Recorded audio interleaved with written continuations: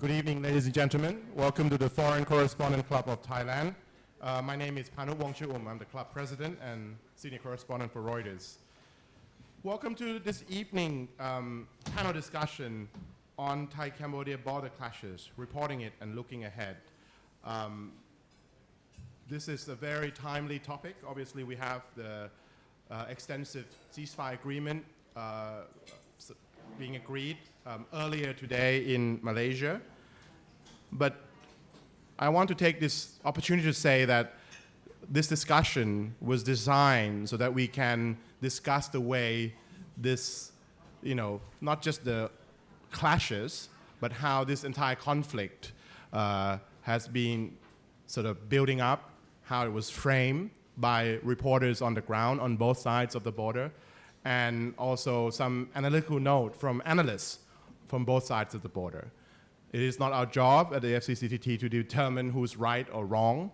It is not our job to say, which countries have sort of a stronger position and so on and so forth. We are here to talk about how all of us here, our panelists, our distinguished panelists, see the development of this conflict and the path forward.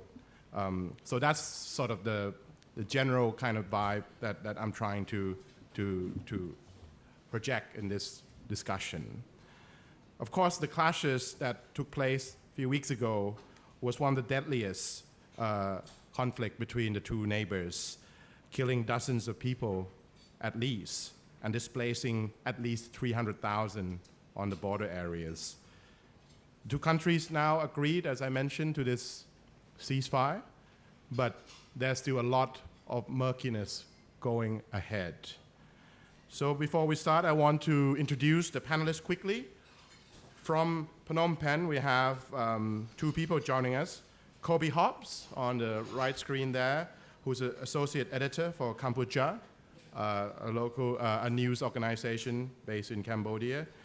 And on his left is U Virak, founder and president of Future Forum, a Phnom Penh-based think tank. Here in Bangkok, we have two distinguished familiar faces of the club. On my right, of course, is Dr. Thitinan Phongsuthirath, a professor of international relations from Chulalongkorn University. And last but not least, former club president and correspondent for Asia, regional correspondent for Nikkei Asia, Marwan Makan-Maka, who will be talking to us about the perspective of reporting from this side of the border. But first, I would like to go to Kobe, if I can. Kobe, can you please tell us, from your point of view, what's your read into the situation from reporting the build-up to the conflict and sort of, the aftermath of it? Please, Kobe, go ahead. Yeah, so I guess the first thing I would say, and maybe everybody that is following the conflict and the other reporters can attest to this, is the information war is probably as intense, if not more intense, than the actual conflict was, right? And this seems to be the MO going back to the 2011 conflict, where each sides are trading blame, and essentially the reporters on the ground are left to kind of parcel each claims, into their stories to get an idea of what's actually happening. And that's been extremely difficult, especially reporting from here in Cambodia. I can't really speak to Thailand, but here in Cambodia specifically, press freedom is a lot less than it is over there. And we have, very few independent media outlets besides like Cambodia that are essentially going past government talking points. And there's also too, a very limited information space, if not only to report on the ground, but just from the desk. So that's been extremely difficult to navigate, such as like the casualty figures that we have now. Both sides are claiming that civilian casualties are more than, military personnel casualties, which being at the front and how intense the fighting was, it makes me skeptical, if that's actually the case.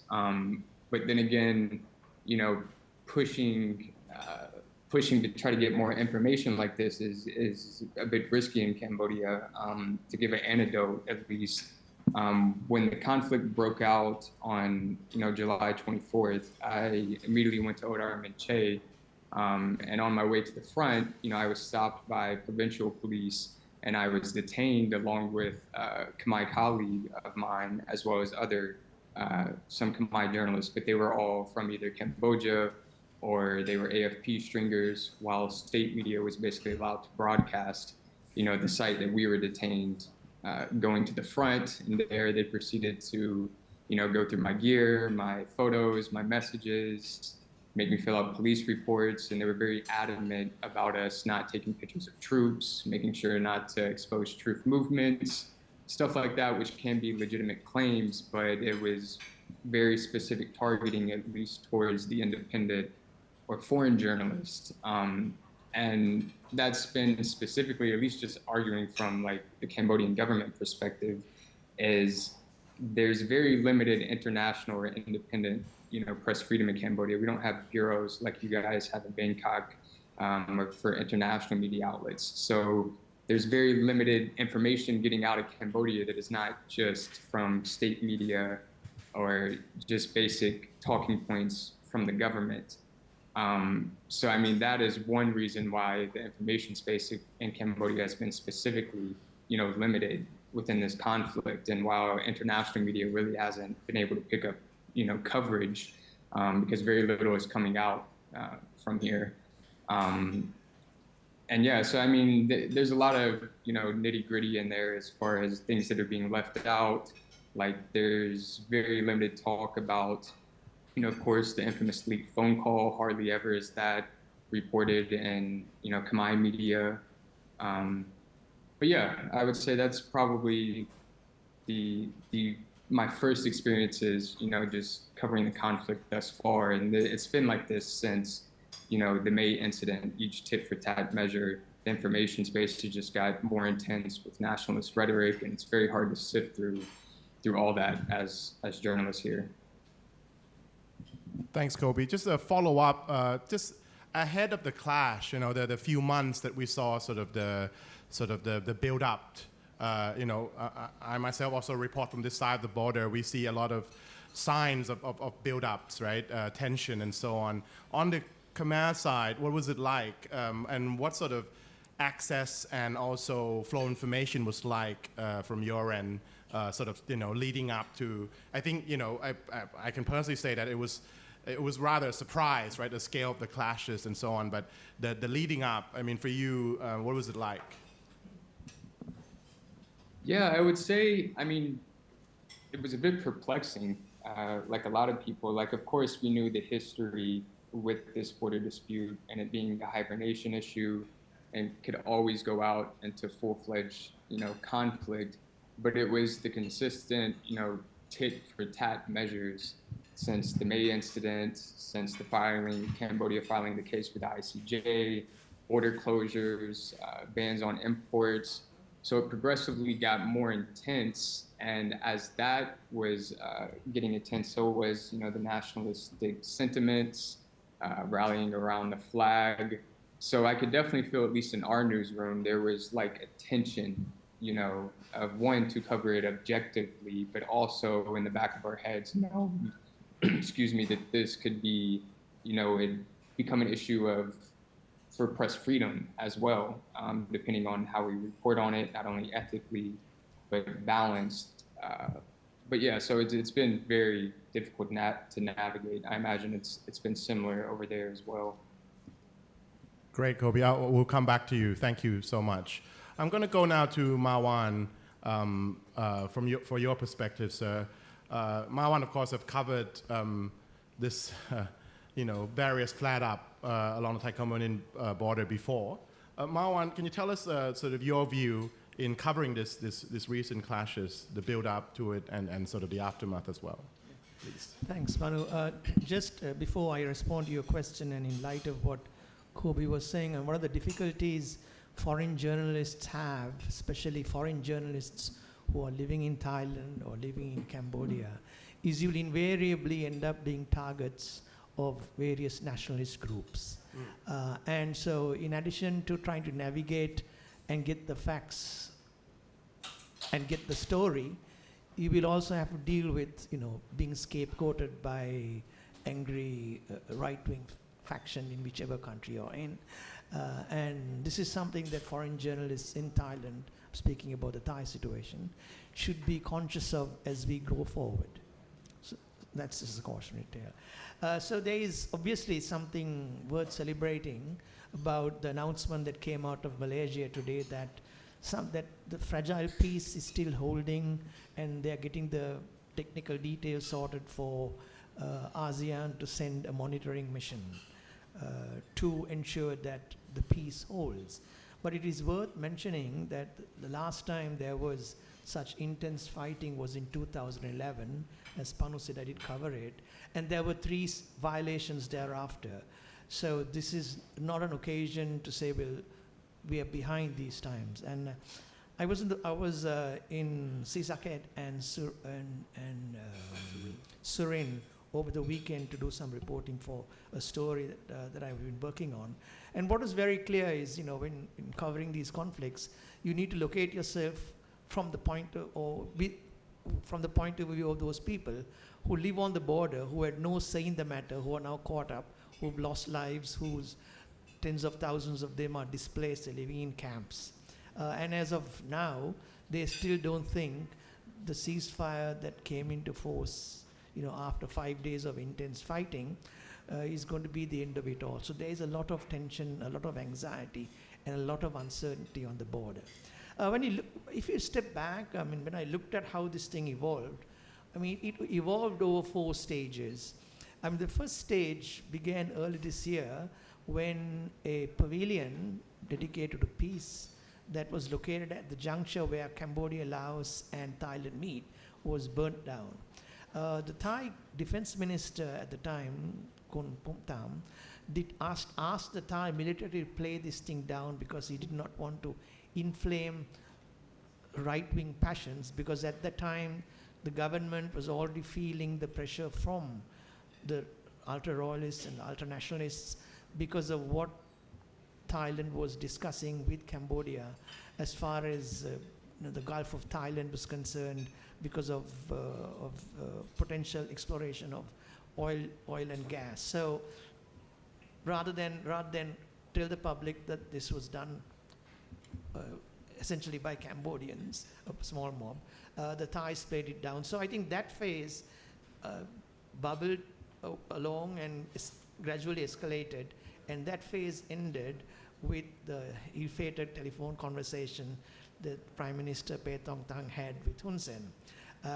The tension was mounting, and then the next phase, of course, unfolds from that point onwards until the eve of, until the 23rd, because there again, a Cambodian soldier had been killed by the Thais during an exchange of gunfire, and on the 23rd, a Thai soldier lost he stepped on a landmine, which the Thais alleged were newly laid landmines, and that saw the Thais react, by withdrawing or lowering their diplomatic presence by withdrawing the ambassador.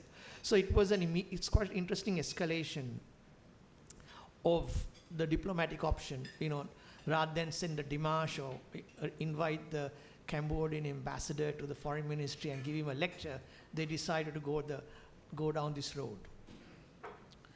But what was very clear, and it was confirmed during my weekend, was by May, as the tension was mounting, the Thais, and I'm talking of the Thai situation, Kobe can talk about the situation on the Cambodian side, the Thais had begun to reinforce their troops. They had moved heavy weaponry, they had moved artillery, and a piece I did on the 25th of July was I was able to, discover that the Thais had a 3-stage structured battle plan called the Chakrabom Puanat Plan. Now, this is named after the famous prince of the 19th century, who is recognized as the founder of the modern Thai military. And I was surprised during my interviews with the military sources for them to say at one point, Phnom Penh is in our sights. So, the Thais were really preparing, if this got out of hand, to go full on rather than just using guns as they had done before.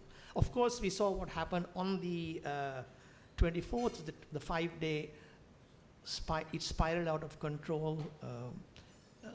Besides artillery, heavy weaponry tanks, the Thais escalated by launching airstrikes using the F-16s and also the Gripen. And here again, the question I keep asking is, what prompted the Thais to do that? Because in 2011, they didn't do that. In 2011, it was just artillery and mortar shells, but there was no need for using air cover. And when air power, and when I was talking to some people I know in Phnom Penh, they themselves admitted how shocked they were when they realized that the Thais had gone from using artillery to using aerial attacks. And now we're in the 4th stage after the ceasefire is agreed. The peace is very fragile. It's, as I said, if 2011 is a reference point, the people in Surin and Sisaket are justified in feeling unnerved and uncertain, because that is exactly how they feel. And 2011 also is useful as a reference point here, because the cause of the tension and fighting in 2011 was over the Preah temple, when the Cambodians decided to lodge it with UNESCO as a heritage site. And that was what inflamed passions over here. This time around, I'm still at a loss to understand what prompted Hun Sen to push or encourage these provocative actions and then necessitate the conflict,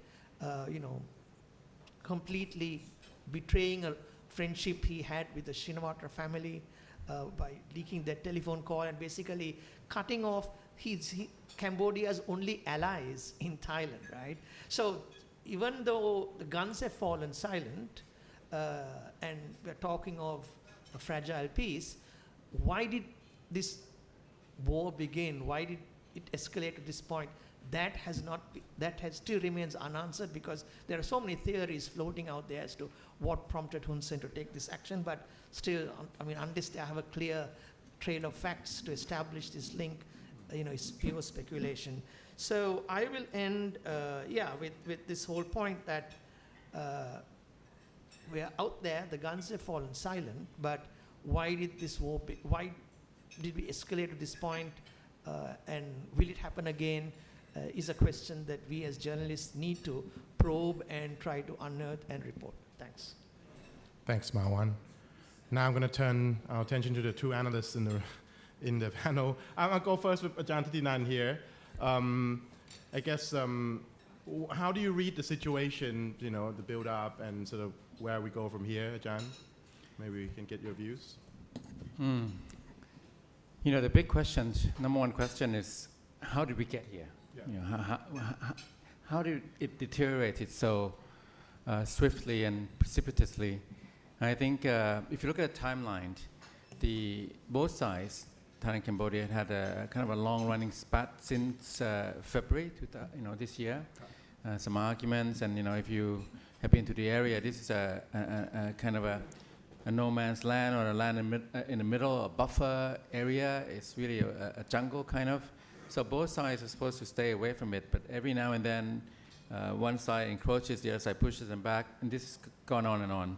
Sometimes they get along really well, and they have lunches and play, takraw, the Thai Cambodian foot soccer together, and have drinks and so on. But in this latest incident, I think it goes back to February, and in March, and then April, kind of a long-running spat, back and forth. And in May, it culminated, intensified, and the Cambodians from the Thai side is alleged to have had some celebrations in the area that they weren't supposed to. They were actually changing the area by digging bunkers and so on. So the short end of it is that they had a gunfight on May 28th. And so to me, you can look at enabling conditions, and we ask, how can this happen? I mean, the Shinawat and the Hun family, very close. going back years and years, since over the last 20 years, right? Hun Sen has backed the Shinawatra family, although Hun Sen did get along with General Prayut and General Pravit after the coup in 2014. So if you look at the timeline, the May 28th gunfight, and then it became a social media viral campaign in Cambodia. Hun Sen had to get behind it. On the 29th, 30th, 31st, if you look day by day, situation escalated, and then the Thai side, Thai military, closed a number of border crossings, told Cambodia to back off, close some border crossings. Cambodia then, back and forth, kind of accused the Thai side of not backing off, and then demanding that the Thai side and Thai military reopen the border, the crossings, and so on. And this led into the Second Army commander, region commander, giving some remarks at the Royal Military Academy, class speech. Cambodia will only take our land at my at my life, at my death, and they cannot violate our sovereignty over my dead body. He basically said something like that. So that offended the Cambodian side, and then Cambodia, got together eventually to file the case with ICJ on the 15th of June, same day that they had that conversation with the Pat Tong Tan. So if you look at the timeline, I think the key turning points, kind of the key points were the border crossings, the speech by the Second Army commander, the Cambodian retaliating, and then the leaked the audio recording with Pat Tong Tan, the case with ICJ, and then the leak on the 18th, and then a Thai crisis, a bombshell in Thailand. The Pat Tong Tan eventually got suspended, and this led into the July. So basically now the Shinawatra family and the Hun family are enemies, right? Sworn enemies. Before they were very intimate friends. Hun Sen visited Thaksin Shinawatra at home in February 2024 after he came back from exile. So it's remarkable. So I attribute this still to this timeline from the 28th, because in the leaked audio clip, Pat Tong Tan, the suspended prime minister, referred, he told Hun Sen, "Come, uncle," said, "whatever you want, we can get it for you. Just revert to the situation before the clash." So for her, it was the clash that everything just went downhill. And Hun Sen acknowledged that. So the May 28th gunfight was the pivotal juncture when it went downhill. Had the Thai military, that gunfight claimed a Cambodian soldier death, a Cambodian soldier died. Had the Thai military maybe said, we'll investigate and we'll see what happened, and maybe that could have extinguished, the flames of nationalism on the Cambodian side, or maybe certainly eased the tension. But they said that this was a violation of Thai sovereignty, and basically didn't address it. So on the Cambodian side, nationalism ran high. Hun Sen had to get behind it, of course. He couldn't go against it. And then on the Thai side, equally proportionally nationalism ran high. And then this led into the leaked audio, and then eventually to the clash, the military clash in July 24th. Along the way, another thing that if you listen to the clip again, uncle, anything you want, revert to before the clash. And then she also antagonized the Second Army region commander. So all of this, Pat Tong Tan had to pay the price of a cabinet reshuffle, whereby the Pheu Thai party, the government, had to give the defense ministry to the military. So the danger I see now with the GBC statement today, it's a step in the right direction. The GBC meetings this week were very positive, given what's happened. And I think it's still a delicate ceasefire, and it could still break down. But so far, so good. But what I'm concerned about is that there's no civilian control. On the one side, on the Cambodian side, you have a dynastic dictatorship, up to only a few people. The Hun family call the shots, and they have shown an intent to provoke. And on the other side, you have the Thai military. There's no civilian control of the Thai military. So the response, retaliation tends to be kind of heavy-handed. I think this is a problem longer term. And in addition, you have nationalist sentiments running high on both sides, on the Cambodian side, on the Thai side. And then, this is the worst crisis of ASEAN. This is a shooting war. It's a real war. By 2011, it was a long-running back and forth from 2008, 9, 10, 11. And in the end, maybe 20 people died, actually. Maybe about 8 soldiers on both sides, I think. The rest civilians. This time, 43, and then 300,000 displaced. And then if you look at the scale, the land area involved, the lethality of the weapons used, F-16s, Gripens, BM-21 rockets, this is a war. And this, I think that for ASEAN is the worst case. ASEAN has been divided on a number of issues. Russia, Ukraine, Myanmar, they have a lot of disagreements. South China Sea, US, China, Israel, Hamas. But this is the case where 2 member states are in conflict. They're having a military conflict. And without the Trump tariff threat, I think that we would still not have a ceasefire, because both sides were going at it. And Trump kind of woke them up in a way in the last minute, saying if you don't stop, there's no negotiations, no reduced tariffs. And that was enough, because before, Anwar Ibrahim did offer mediation, and it was turned down because Thailand wanted to keep it bilateral. Cambodia wanted to multilateralize it at the UN and so on. But with the Trump tariffs, and it was a small window of only a few days that Trump could have done that. And he did it, and it kind of worked. But it also goes to show that the US has a limited leverage here. He had the window. The tariffs went down from, for Cambodia, it's 49.36, and then 19, Thailand 36.36, and then 19. But moving forward, I don't know what kind of role, what kind of leverage Trump will have again.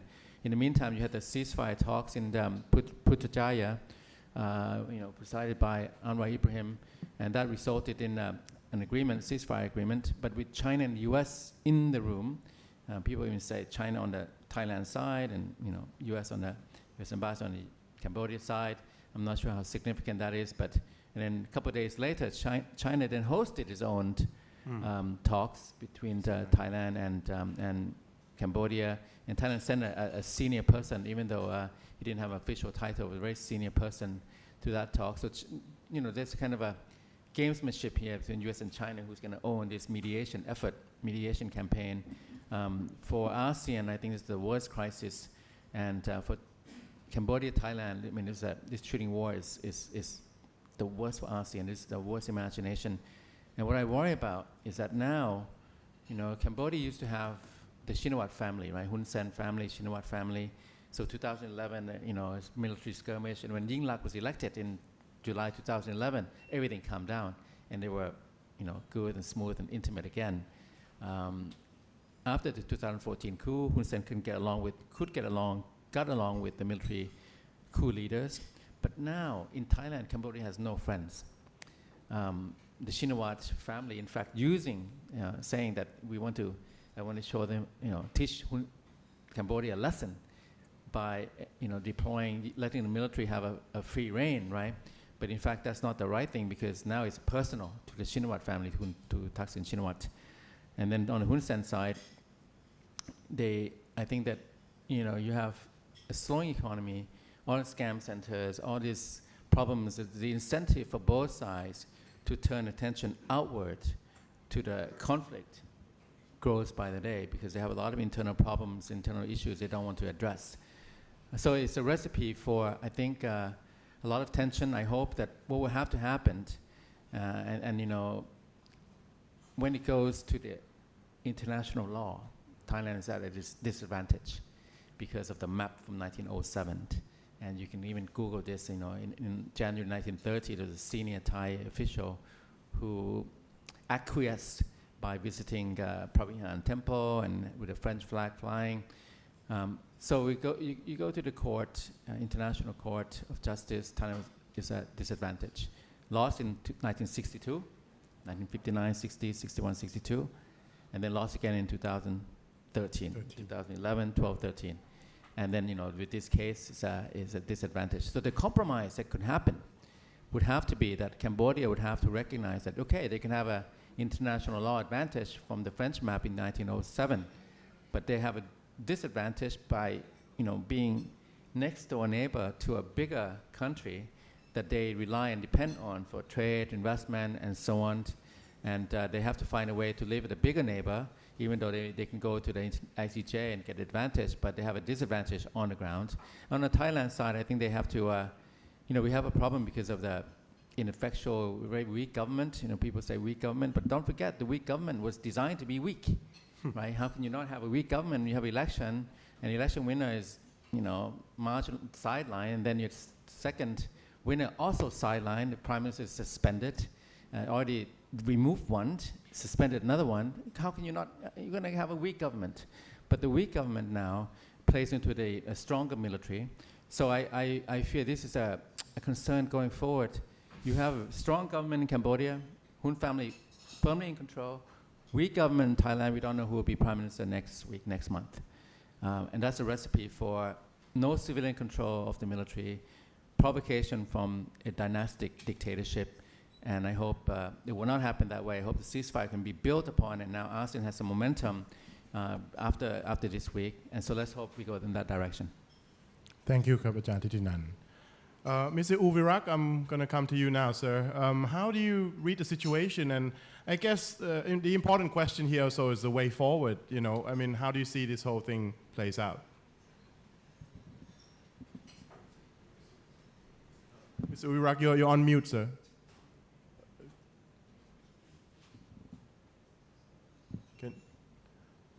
We can't hear you. Can you unmute?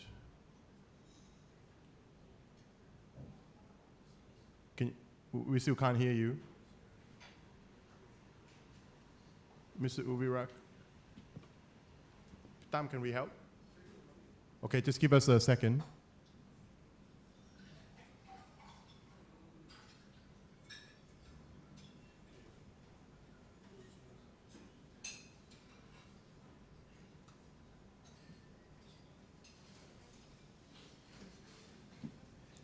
Hello, can you hear me? Oh, yeah, we can hear you now. Great. Can you hear me Sorry now? about that. Yes, please. So how do you see this whole thing play out, sir?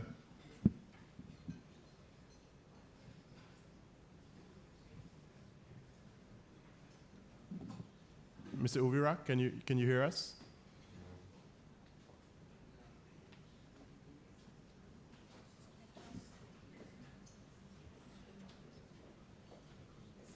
Yeah, I think we can hear you slightly just moments ago.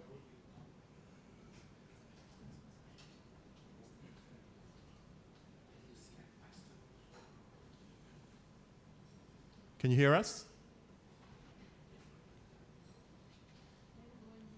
Can you hear us, Uvirak? Sorry about this, folks. Can you hear us fine? Tam.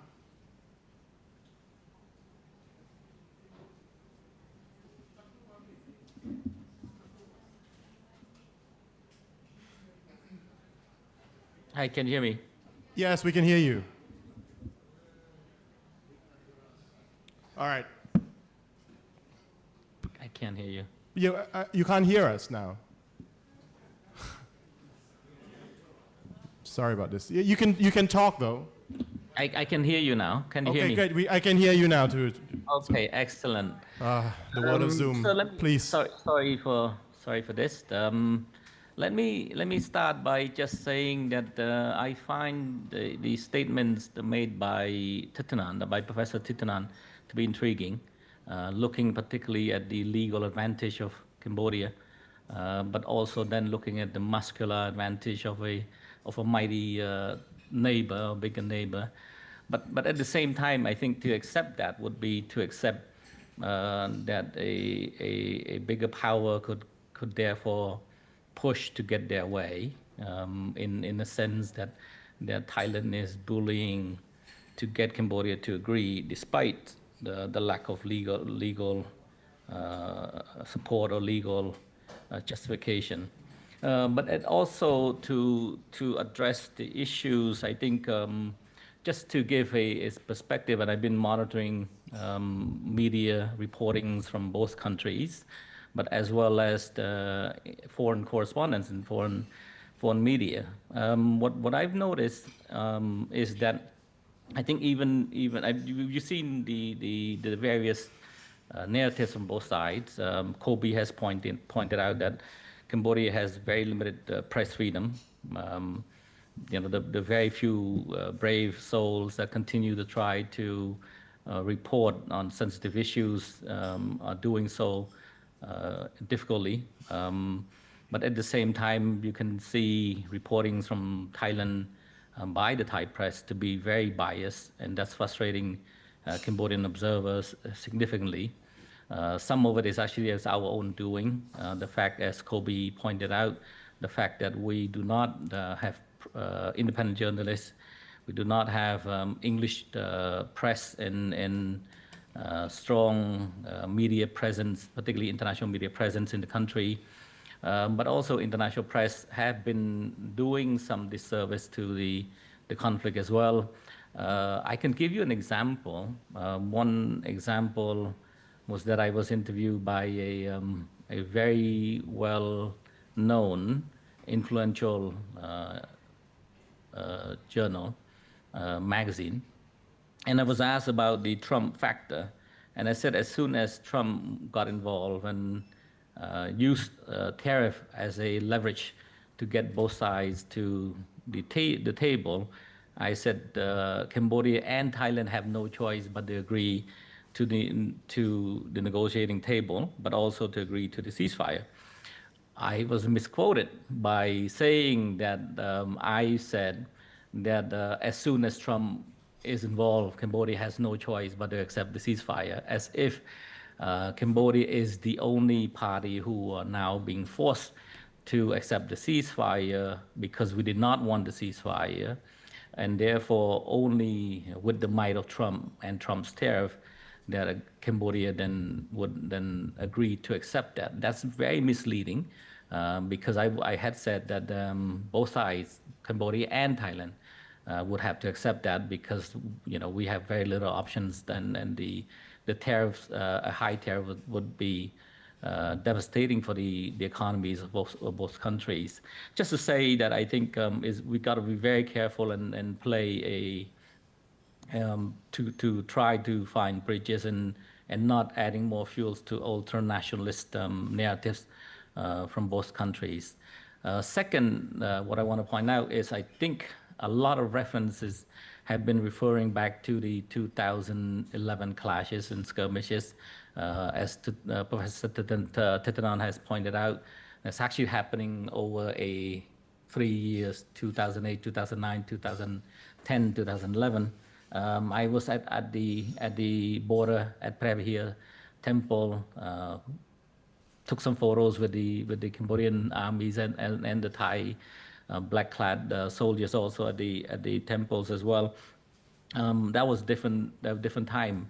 But what's really important to note is that for Cambodia, for the rest of the world to view Cambodia through the lens of 2010s and 2008, 2009, 2011, I think would be is a mistake. One is Cambodia has progressed and has changed significantly since then. We became more prepared.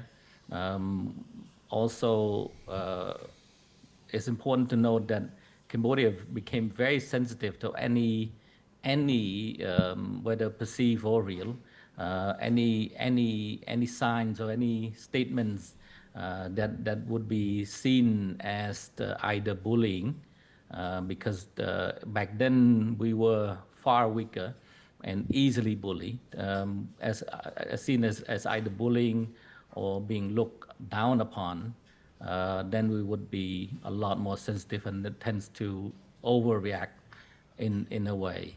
But it's important to note that I think a lot of the discussions, including from colleagues from Nikkei earlier, mentioning why Hun Sen couldn't understand why Hun Sen escalate, but I think it's probably a bit fairer to question why both sides escalate the tensions and therefore also leading to the conflicts.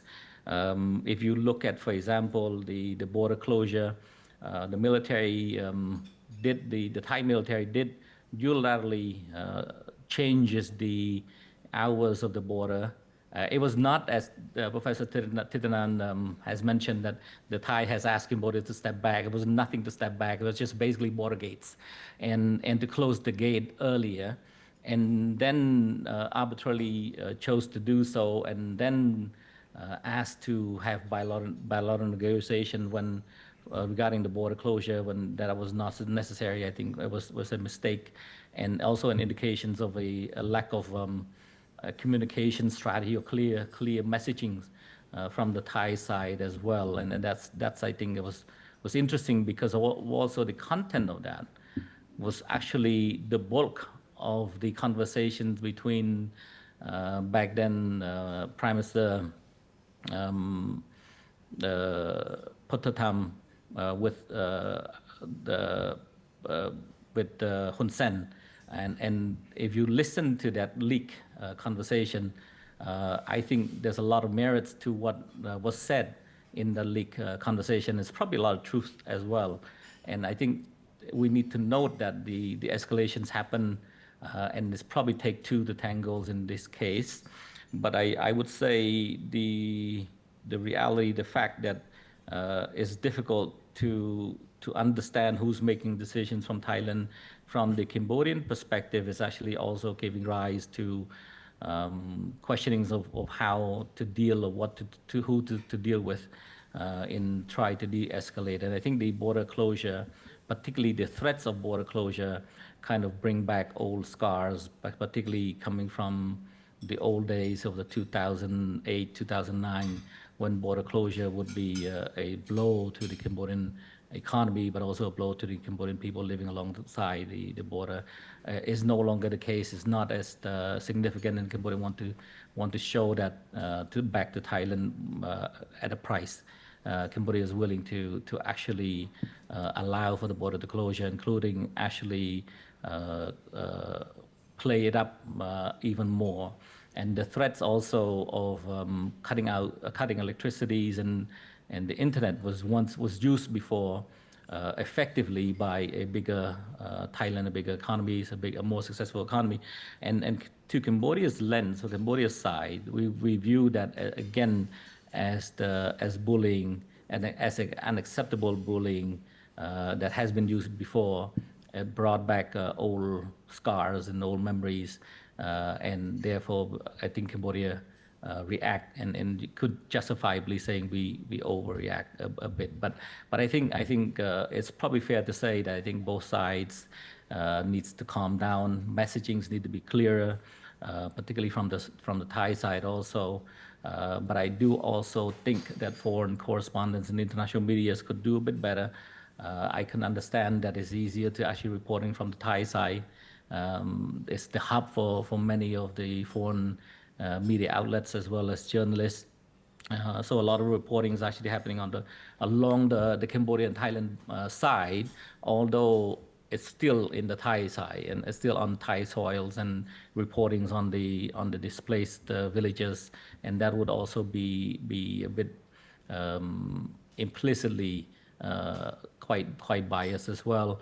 But again, as I said earlier, I think it's unfortunate Cambodia do not have more independent, credible journalists on the ground, including international journalists that could actually do more reportings from the Cambodian side, but also including Cambodian perspectives. But I think the biggest question on the ceasefire and moving forward, I think all of the panelists rightly pointing out that the ceasefire is still fragile. A lasting peace needs a discussions on the formula. Hope is not a formula. I think we could go back and say we hope that both sides will agree to some sort of formulas for lasting peace. At this stage, I don't think we can agree on a formula. I think there needs to be more discussions on what that formula could look like. To me, there's many possible scenarios. There's many possible formulas moving forward. I think some sort of international mechanisms could do far better than bilateral mechanism. It's like a little toys where two kids are fighting and say it's mine and it's mine, and unless one side agree because the other side has a bigger muscle, I think we're probably going to end up with a continuous tensions and then flashpoints and conflicts again.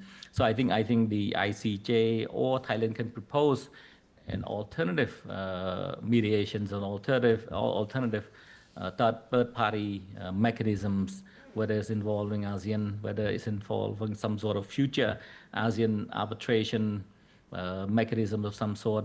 That could work. It's something that I think we need to put on the table. I personally think a protracted ASEAN observation in place to keep these situations, at least to calm the situations and calm the sentiments on both sides, could do well, particularly by then when we have cooler and calmer heads, we can then sit together and discuss the mechanisms for a lasting peace. Oh, thank you, Mr. Uvirak. So, I mean, there's a lot of questions in my head, but I want to open the floor for our members to get a chance. I don't want to take too long of a time, our panelists as well. It's been a very busy period for all of us. So you guys know the rule. There's a microphone at the back of the room.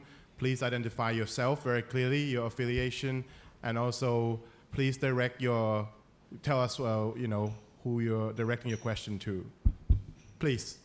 Peter Jansen, Business Times of Singapore. I'll direct this to Ajahn Thitinan. During this really, tumultuous time for Thailand, there's been sort of a vacuum of power. You've got the trade negotiations going on with the U.S., you've got this border conflict, and yet there's like nobody really in charge of the Thai government. I'm just wondering, Khun Thitinan, do you see some leadership coming up in the next few months? I mean, will this disastrous telephone call with Hun Sen undermine Petong Tan? Is she out for sure? And if she's out, will there be, do you see some sort of future going forward here that you'll have some sort of leadership in this country in the next 2-3 months to deal with these crises? Yep, thanks.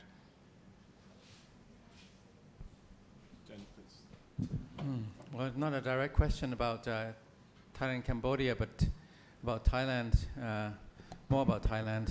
I think that I mentioned a little bit earlier about the weak government, and I think it's weak government by design. How can you not have a weak government when you have election every time? I mean, we have so many dissolutions of parties and 2 military takeovers. So the last 20 years has been very topsy-turvy for Thailand, very unstable. We've had 5 Samak, right? Somchai, and then Yingluck, Sethar, Paetong Tan, 5 prime ministers suspended and removed. And the only one that was suspended and not removed was the coup maker in 2014, General Prayut Chan-o-cha. So how can we have a stable and effective government and leadership? So the short answer, Peter Jansen, I mean, there's been a battle for who leads Thailand. And every time there's a result from the ballot box, it has been usurped and subverted. But the people who do that, who do the subversion, they cannot win the ballot box. And therefore, we've had weak governments and poor leadership. It just hasn't been allowed to be strong. Next, please. Dominic Falls of Nikkei Asia. I'd just like to make one observation, having covered Cambodia in the late 90s after UNCTAD, when there was an emerging media that was very healthy in Phnom Penh. There were English language newspapers, Khmer newspapers. There was a resident press corps of in excess of 35 people, which is phenomenal if you think how small Cambodia is. That dawn has set. The foreign media have been subverted inside Cambodia, basically kicked to the door. They're not there now. So people in Cambodia, the government particularly, might wonder why they don't have more unbiased, quotation mark, Western media. They're not there. They're here. And I don't say that with any bitterness or any presumption that people here are exacting revenge on Cambodia. But you want a media that serves the country, support it. Thailand has done a better job of that. So that's my sermon. But a question, to have a ceasefire, to have peace, you have to have goodwill on both sides. And it's very interesting that two speakers tonight brought up the fact that we had the disturbance in 2008, that it moved forward, Yingluck came into power, all the mucking around stopped 2011, and then we got some kind of stability. So my question is, do the speakers, does the panel believe that actually there are players involved in this on both sides who do not have an interest in finding a peaceful solution to a problem that goes back, you know, for most of the last century? And if that is the case, where do we take things from here? Thank you. All right, who would like to take this first? Marwan, you want to go first? I don't ask them. Gentlemen in Cambodia, you can also lift your hand. So just let me know. I'll let Marwan go first, and then maybe one of you or something. So, I mean, it's good to put this thing in perspective that what we witnessed is also an asymmetric conflict, right, between Cambodia and Thailand. And asymmetry is not just in terms of military power, but clearly economic, wealth, prosperity. So there's an asymmetric nature. So I think, as one of the Cambodian speakers, I think Uvirak mentioned, you know, this Cambodians' sense of feeling bullied is something I also, you know, witnessed during the years when I would visit Cambodia on stories, you know, because they come out of, you know, first the horrors of the Khmer Rouge, and then they have two big countries on either side. You have Vietnam on their east, and you have Thailand on their west, and you know it's part of their, you know, you can't not feel sorry for them, that they sort of feel they need to protect their turf, and hence the asymmetric nature. So if that is the case, to answer Dominic's question, I think a certain amount of understanding the advantage the Thais have will be one, over Cambodia, and this asymmetric nature would be a good starting point. To say, you know, this is the nature, and then how you bring about it. Because, I mean, if you look at Thailand's neighbors, I mean, Thailand and Malaysia seem to get on well, and because they find that there is a sense of parity in many things that they do. So I think an acknowledgement on the Thai side that yes, there's an asymmetric relationship, and I mean, addressing that and using that as a starting point may be where goodwill can be established. Okay. Mr. Uvirak or Kobe, any of you want to say something? Goodwill, lack thereof? Uvirak, I see you smiling. Maybe you should go, sir. Well, you know, it's easy to say there's players on both sides who played up these conflicts and tensions for various purpose. I think that's easy to say. It's difficult to pinpoint who particularly has been doing that and will continue to do that. I think that's a lot more difficult to say. At what point that these things will come in as convenience. I think I was a critic of the Cambodian government back in 2008, but it continues to be so. But I would say that there's misreading from the international community, particularly the West, including the independent medias in back then in Cambodia, also pointing out that the skirmishes with Thailand was to try to galvanize the support for an elections in 2008. And I keep on pointing out that the election of 2008 already took place in the ruling party, the Cambodian People's Party, won 90 seats out of 123 back then, because you have split oppositions that split into four different political parties, that each one of them won 3s and 2 seats. But also, so there's no need to actually pick a fight with a far bigger country. Cambodia was also not prepared for that. So it's a lot of these negative narratives or sentiment against, as you rightly point out, somebody who's been serving colorfully for so long in the country. Is easier to pick to pick that as in, you know, it's easy to pick on the individual. But I think we need to also have a more evidenced analysis, particularly better context on the ground, and I think I think the West had a certain belief and like to continue with the narrative. So I think I'm just saying it because I think it's you know, we need to be a bit more careful and try to be a bit more accurate in order for us to actually find a lasting solution. But I don't believe in the goodwills on both sides. I also believe in mechanisms and legal mechanisms and internationalism, international mechanisms also, because you can have goodwills on both sides and the situations could be calm as in the past for 5 years or 6, 7 years, 8 years, and then the flashpoint could just ignite again and we're back to square one again.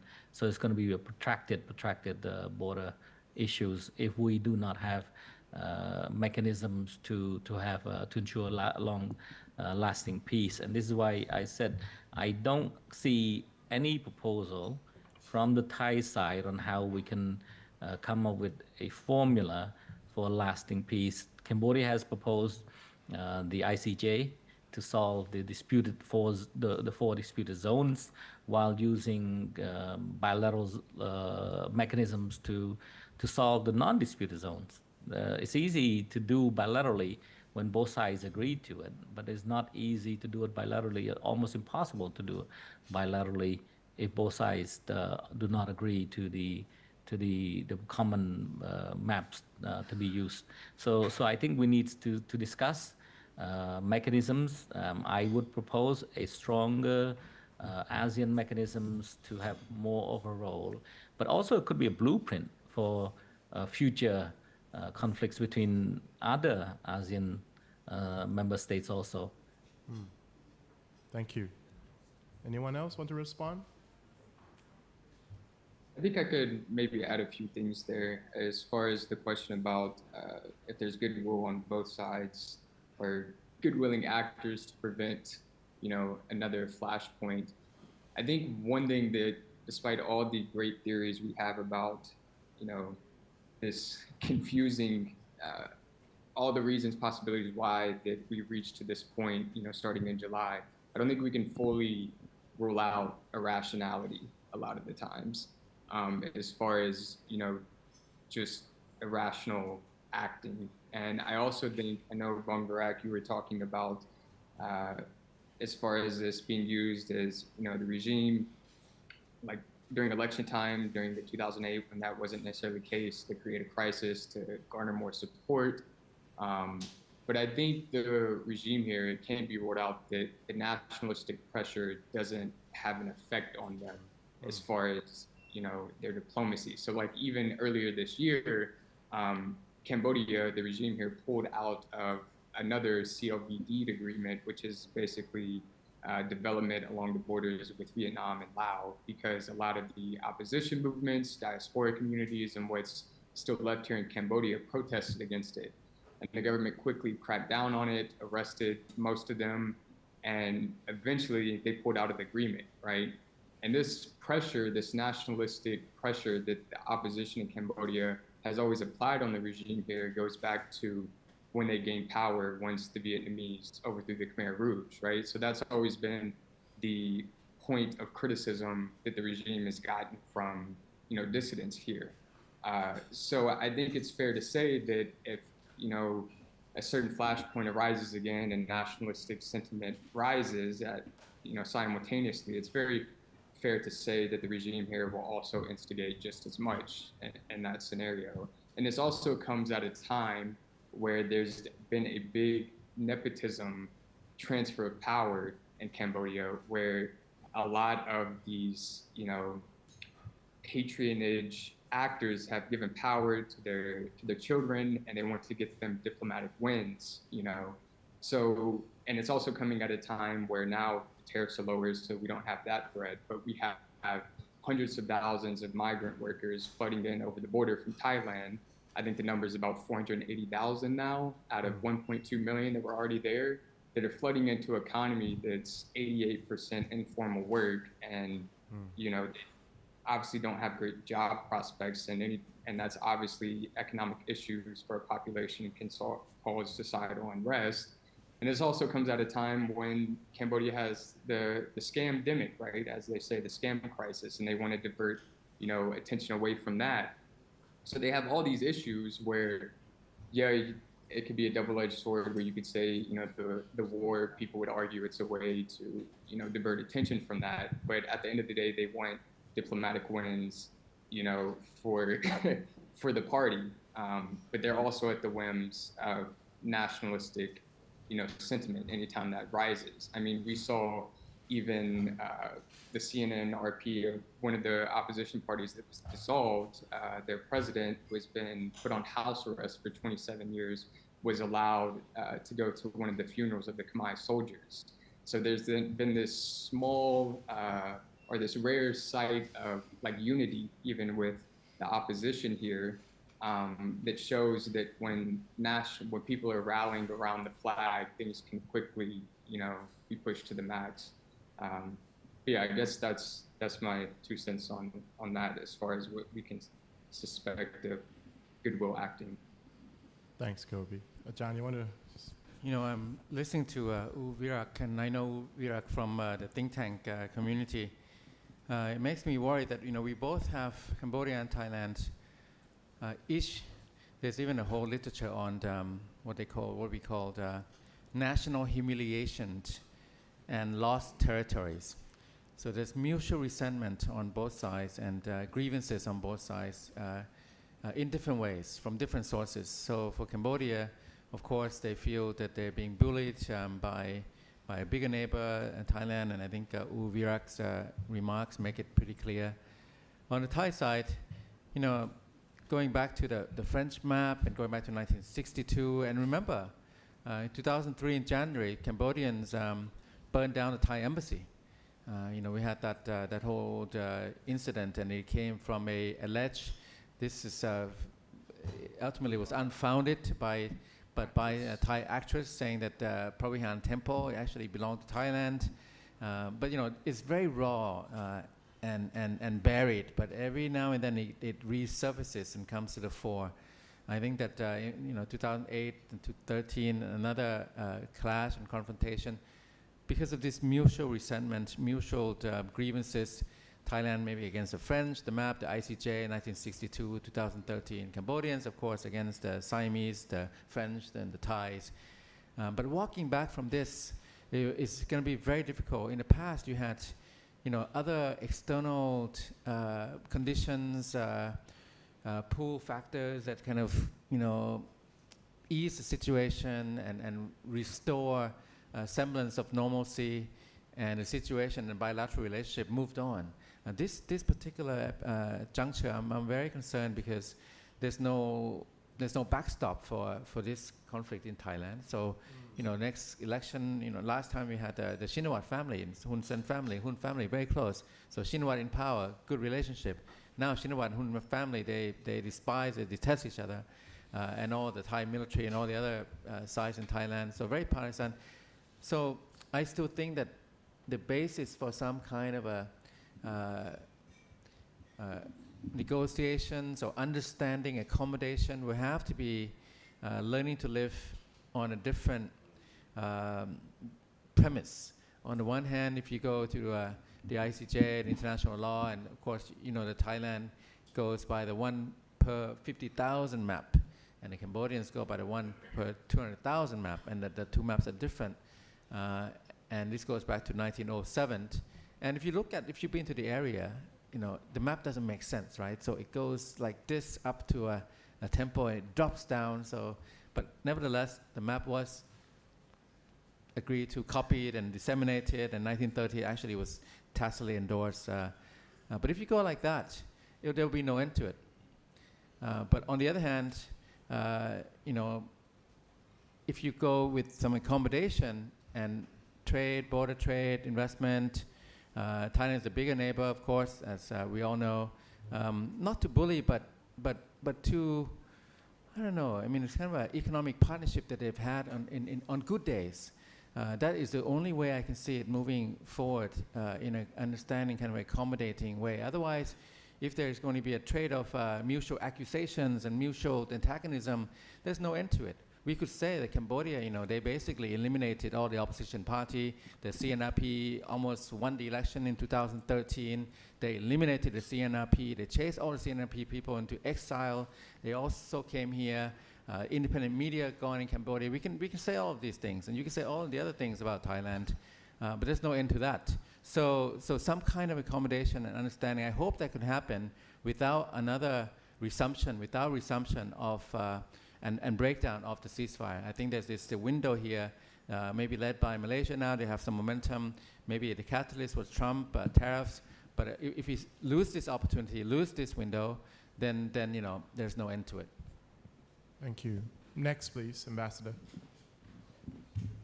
James Wise, author and former Australian ambassador. There's been a lot of ultranationalist, xenophobic commentary in the media, especially the social media. But have there been any examples in either country of the home community actually doing anything to harm the migrant community? In other words, have Cambodians actually done anything in Cambodia to threaten the Thai community, and have any Thais done anything to threaten Cambodians? So I'd be interested, perhaps the journalists on the panel might have some information on that. But I guess another way of putting the question is, if there hasn't been that sort of reaction, whether the general populations of both countries are actually showing a bit more maturity and common sense than the political class. Thank you, Ambassador. Yeah, so Marwan? well, there hasn't been, reportage to flag the question you raised. But what is interesting is, like, during my recent visit to Surin and ceasefire, you know, there are communities on the border who basically have relatives on the other side, and you know, they conduct mutual Buddhist ceremonies. They have feasts. You know, they go across. Now they can't because the border has been closed, and for them, the tension that has bubbled to the surface, the war, all that is not within sort of their realm of thinking. For them, it has just uprooted their activity and the fact that they get on with people. I mean, Surin, in Surin, you have people who speak Khmer, because there are lots of people in NGOs working in Surin where they speak Khmer because, you know, of the closeness and the long history of people on that side. Just away in northern Isan, you'll have people who speak, a Lao kind of lingo. So at a people-to-people level along the border, I think, at least this is from my interaction with the Thais, is there is no hostility, there is no enmity. Of course, they have been displaced, tens of thousands have been displaced, lives have been lost, and yes, they are hurting and they are smarting and they are upset and angry about it. But when you sort of get into discussions, they still recall with fondness the fact that they have maintained very close relationships with communities on the other side, some of whom have relatives. Kobe, any thought from the Cambodian side on this question? Yeah, I mean, I would concur to say, speaking with Khmer people here, those are displacement camps. Like, of course, there is that ultra nationalism kind of fades away when, you know, these communities along the border in Thai and Khmer people have traditionally always been close. You know, of course, online, that's a bit different. You know, there's a lot of fighting online, lots of, you know, hashtag wars, trying to control the algorithm, some outlandish claims. But there have been some cases. I know Central, which is a local rights group here in Cambodia, did report, or they've reported, they've identified about 15 cases of migrant workers, Cambodian migrant workers in Thailand that have been attacked. Um, and of course, out of 1.2 million migrant workers, only 15 attacked that are reporting. Of course, that's awful to hear. But overall, the general sentiment when you speak to people, you know, uh, directly, and you actually get their opinions on it. Of course, nobody wants war, especially those in the displacement camps. Like, I mean, we have over 300,000 displaced on both sides, and you know they have camaraderie in that they've been displaced by a war, right? That neither side really wants, at least the people right there. Uh, so yeah, I would say we have to, of course, take the caveat that there have been unfortunate cases of, you know, migrant workers being attacked.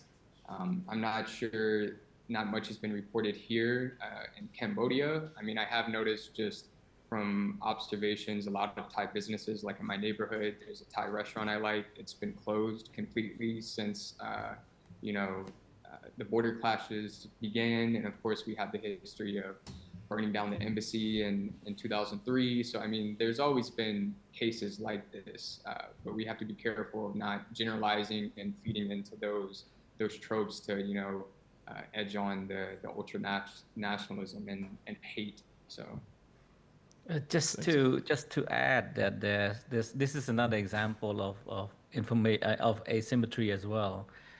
You have 1.2 million, mostly poor, very vulnerable Cambodian migrant workers in Thailand, who would then be much more vulnerable to attacks and harassments, but also vulnerable to false, to fake news, and a lot of these things go viral. So when the attacks are being filmed, for example, I've seen some of that. There seems to be lack of prosecutions, and at least from what I've known, what I follow. But there's a lot of asymmetries. There's far fewer Thai nationals inside Cambodia. Many of them are actually much more well off anyway when they're here. I have not heard of any attack. Certainly, there's a lot of online keyboard warriors who are pushing for boycotts of Thai's brands, but they're only basically after the most well-known brand, which is brands which are PTTs and 7-Elevens and some of these companies. But I haven't seen physical violence against Thai nationals. But I've seen some in relation to Cambodia. But again, it's the nature, the asymmetry natures of both the populations on both sides. I think is pretty clear. But I think moving forward, right now after the ceasefires today, there must be discussions on how to provide supports to the migrant workers. Apparently, the Thai side also have been negatively affected by a lot of the workers leaving so quickly.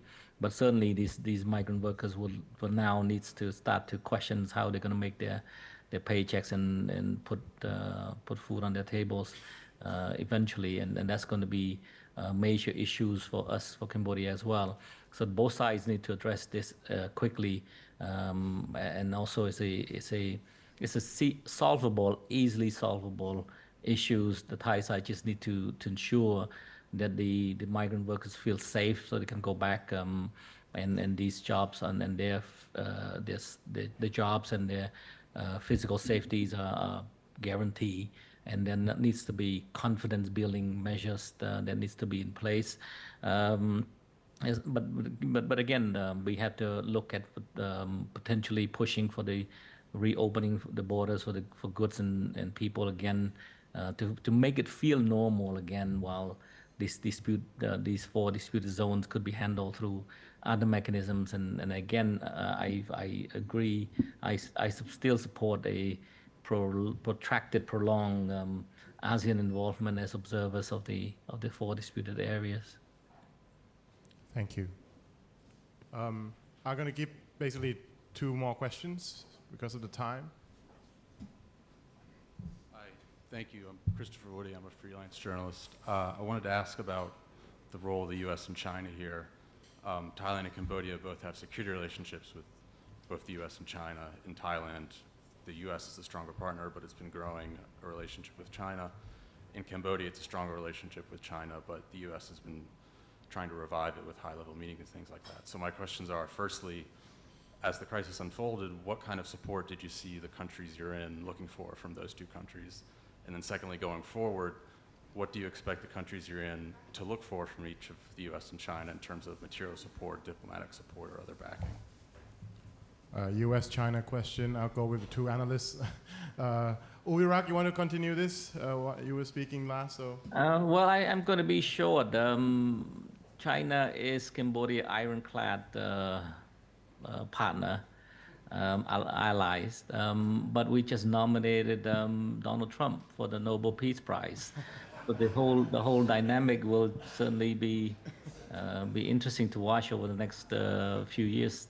I don't know the outcome of it, but it's certainly not going to fall to the simple narratives of Cambodia as being in China's pocket and Thailand's being a treaty allies of the U.S. I think I think we need to pay attention to more nuances in the coming 12 months or so. Thank you. Ajahn Thitinan? Yeah, I agree. It's not static. I mean, if you look at on paper, Thailand is a U.S. treaty ally, but it hasn't been functioning as such. The U.S. has 5 treaty allies in Asia: Thailand, Philippines, in Japan, and Australia, and South Korea, and Japan, Australia. South Korea, of course, have been very strong allies, but Philippines also.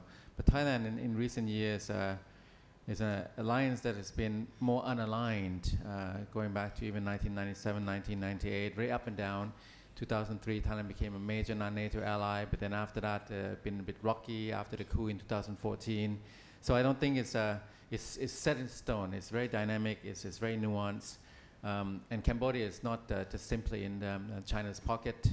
China did invest a lot in Cambodia. You look at Sihanoukville and so on. But the nomination of the Trump for the Nobel Peace Prize, I think it's more about outmaneuvering Thailand than I think praising Trump. And President Trump obviously likes this. U.S. under Trump is a very different kind of U.S. They don't care as much about the allies. You can see all the allies, everybody will get at least minimum 10% tariffs. So in fact, sometimes it's worse to be an ally because Trump thinks that the allies have been the worst to rip off the U.S. The rivals already issues, but the allies are the ones that have been free riding. He said that about Europe, the EU, NATO. He said about Japan, Korea. So the U.S. under Trump is a very different kind of a superpower. Doesn't value the alliances, various treaty alliances as much. It's more about, in fact, U.S. is retrenching, cutting back, scaling back, and including its military presence around the world. For China, I mean, it's very telling how, and this is an unusual case of U.S. and Chinese interests aligning on the ceasefire. How can you get a ceasefire agreement moderated by Chair of ASEAN, Anwar Ibrahim, rotational chair, with Thailand on one side, Cambodia and Thailand, and then China, and then U.S., all in the same room. The interests really align. So I think moving forward, China does not want this Thai-Cambodian conflict. China does not want to have instability in its backyard. Already, Myanmar is a headache for China. I think before the coup, China had the Myanmar peace, in a kind of a geostrategic jigsaw with the Belt and Road and everything, and the coup really upended that, and they had to deal with the SAC military government, the civil war. And now, they are having a hard time. I mean, They also engage with the resistance coalition. They are backing the SAC, the military junta, maybe even endorsing the election, the coming election, which will be a sham. But all of this is a big headache for China. It doesn't fit what China had envisaged for mainland Southeast Asia. The last thing China wants in mainland Southeast Asia is a Thai Cambodian shooting war. It'll be unstable. It will be even a bigger headache for China's game plan, geostrategic game plan in mainland Southeast Asia. For Trump, I think for U.S., it's not a big card for them. I mean, they're paying a little bit of attention to Myanmar now because of rare earths. Thailand is a treaty ally, it's no big deal. Thailand gets 19%. Trump is about geoeconomics, about making America great. So the average tariffs now 19-20% for Southeast Asia. Trump doesn't talk about democracy, human rights. He doesn't talk about alliances. So moving forward, it'll be interesting to see. China will certainly sustain its mediation role. I mean, for sure. And China will want to make sure that it is not upstaged. It is not upstaged by the U.S. But the issue will be whether when China upstages the U.S., what Washington under Trump will do. That will be very interesting for me to see. Thank you, Kawachan. Last question, sir. Thank you, Panu. Daniel Hayward, FCCT number 2836. Just like to say thank you to Marwan and Dr. Titinan and our friends in Phnom Penh. Lovely comments, very good editorial. Dr. Titinan, you mentioned a couple of times, you mentioned how close not just Thailand and Cambodia have been, but also the Hun Sen and the Shinawatra families have been. And a colleague in Phnom Penh mentioned a moment ago, it's like watching two kids fighting over a toy. All I'm saying is I'm just wondering, I'm curious how such a warm and cordial and very strong relationship has gone from warm to cordial to lukewarm to really not a very good one. You've got Thaksin Shinawatra, who's a former prime minister. You've got his sister, who's a former prime minister. When she left in 2014 into exile, she seamlessly vanished across the Thai border into Cambodia, we believe.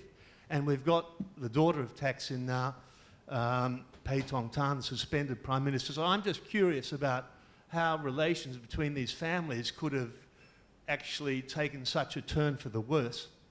And I'm just not sure, but my question is it not so that perhaps Hun Sen and his cronies may have significant gambling interests in Cambodia?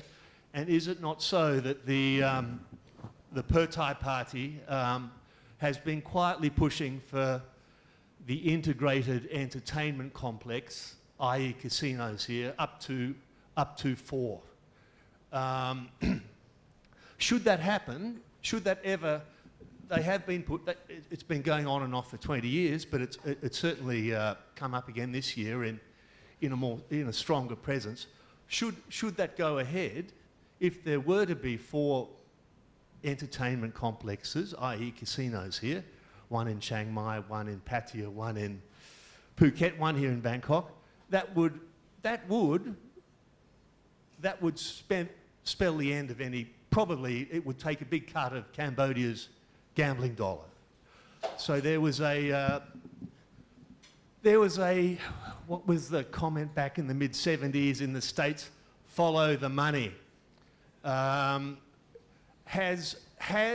you think, this issue, this stronger issue of the potential going ahead of entertainment complexes come casinos, do you think that has contributed to may have contributed to the warm, lukewarm, cold, then now icy, i.e.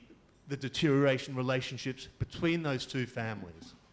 Just a question, how you see that, because I haven't seen that mentioned in It's sort of been brushed over, but it's not widely mentioned in the overall coverage. Sure. Yeah, casinos. I think I can broaden that a little bit too in terms of the interests, right? Personal interests. Who wants to go first? It's a Marwan? Yeah, I mean, I can combine a response to your question and the previous question on the China-US issue. What is interesting is, from the conversations I've had, the Chinese applying pressure on the Thais to ditch the idea of the casinos. They also applied pressure on the Thais to go after the scam centers in Cambodia. And likewise, I mean, because they've had problems with Chinese getting entrapped on the Myanmar side of the Thai-Myanmar border. There are cases of Chinese being trapped on the Cambodia side of the Thai-Cambodia border. So the Chinese are not happy with this. So in answering your question, the Chinese could very well have also leaned on the Shinawatra family to, bat for them on this matter. And of course, but the question is, Hun Sen is also close to the Chinese. I mean, they certainly helped the country, come out of its economic ruin, financing, investing, and stuff like that. So the relationship between the two, as you said, follow the money, yes. There is a connection with the Chinese scam centers, casinos, what these two families were going to make out of it. But as of now, the Thais have shelved the idea of the casino, and the government has not decided to reintroduce the bill. And if that was the flashpoint, then that is a good occasion to resume the relationship between the two countries, because the Thais will not be offering an economic challenge to what, as you quite rightly said, is a huge chunk of cash flow into the coffers of Cambodia. Thanks. Anyone? Anyone from Phnom Penh want to answer this question? Okay. Well, just to say that there's definitely no reasons for the Chinese to put pressure on the Thai side to crack down on scams, the operations inside Cambodia. The Chinese could just do that directly to Cambodia instead of just going through Thailand. Certainly, I think with the border, along the border with Myanmar, but also I think it's important to note that the casinos issues probably come up, but the Thai side, as the Marwan has rightly pointed out, has been shelved. So I doubt that's the main culprit of the current conflicts. I think there's more to it, but also regarding the relationship between Hun Sen and Thaksins and the Huns and the Shinawats, the fact that they are so close and they're visibly being seen as very, very close, in bad, in fact, and therefore I found it difficult for the two sides to come to any agreement, whether it's legitimate or reasonable agreements, because it's very difficult for both sides to sell to their populations. So they're already building these close relationship, making very difficult for them to negotiate on behalf of their own countries. I can say, maybe I would sound biased, but I can say it would be more difficult for the Shinawats to sell any deals they make with the Cambodia side to the Thai population, particularly when you have the militaries and other interests there in Thailand also. So it's actually the close relationship is likely to be not leading to peaceful existence in along for the border for the neighbors. It's probably the opposite. I half jokingly told a diplomat here before the whole tensions. I said that Thaksin's survival and to be trusted by the military and the population of Thailand is almost like he has to go to war be trusted, because any reasonable agreement he could get, whether him or his daughter could get with Cambodia, would never be accepted by Thailand, the Thai people, because he and his family were already back by then were known, in fact, to be too close to Cambodia. Anyone else want to have a parting words? The Shinawatra family, I think now, after 25 years of influence and power, going back to your question about the families, you can look at this Thai-Cambodian conflict in the layers of analysis, right? So the international, multilateral, UN, US, China, ASEAN, regional, bilateral, Thailand, Cambodia, but also the two families going back 2 decades. And I think now the Shinawatra family has run its course. I think has run its course. I mean, you look at how deeply damaging it was, the leaked audio clip, video clip, and then also the Thaksin maneuvers. I mean, deeply compromised now, I think. Moving forward, I mean, the casinos, it's interesting that the last question is like the ultimate question. Everybody's asking like, what caused this to happen? Is it the casinos? And I think it's a contributing factor. I mean, it certainly wouldn't be good for Cambodia, for Thailand to have casinos, but that has been withdrawn. I don't think it was a leading factor, but certainly it would not have been favorable to Cambodia if Thailand were to develop a successful entertainment complex with casinos integrated. If we do casinos well in Thailand, it would be like Singapore. If we do it poorly, it would be like Cambodia. But I think maybe in between. But now that's on the back burner. I also mentioned again about both sides have slowing economies. Economic conditions are not great. People are not happy. Cambodia also, Thailand has a very weak government, suspended prime minister, all kinds of political adversity.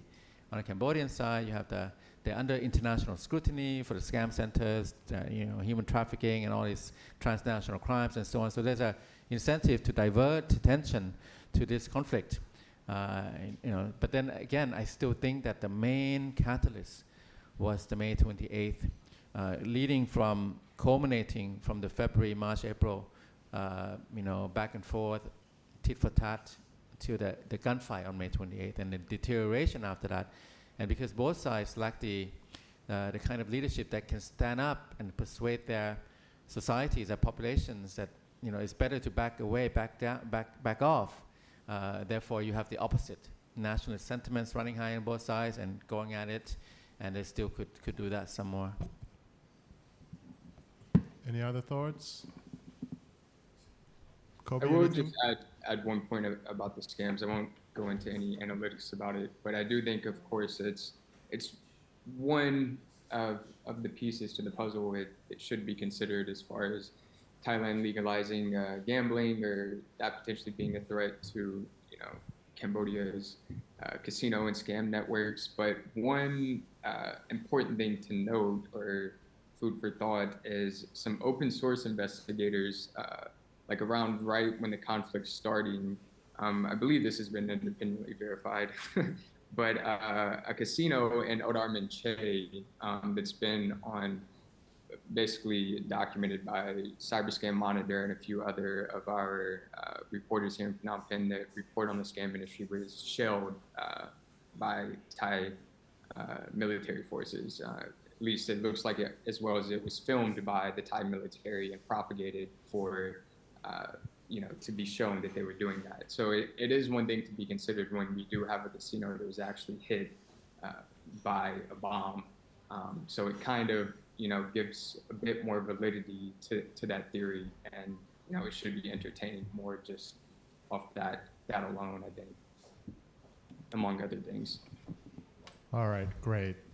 Well, on that note, I would like to wrap up this panel. Just my parting thought, taking my journalist hat off for a moment. Many, many years ago, I had a chance to visit one of these contested temples at the border, and I've seen Cambodian people also visited. I just hope that one day we can return back to that kind of period where I guess the ownership thing was always contested, but at least the people of both countries can share and enjoy the heritage and places along the border and peacefully live with each other. So anyway, on that note, I would like to thank all our distinguished panelists, particularly those who join us from Phnom Penh. Thank you for your time. Thank you, Ajahn Titinan. Thank you, Marwan. Thank you, Uvirak. Thank you, Kobe, for everything. And yeah, have a good evening, everyone. And if you enjoy our programs, please continue to support the club. Next Wednesday, I'm also hosting an event here on Thai politics, what's next. And we're going to have representatives from basically 4 political parties. So come to that. Thank you and good night.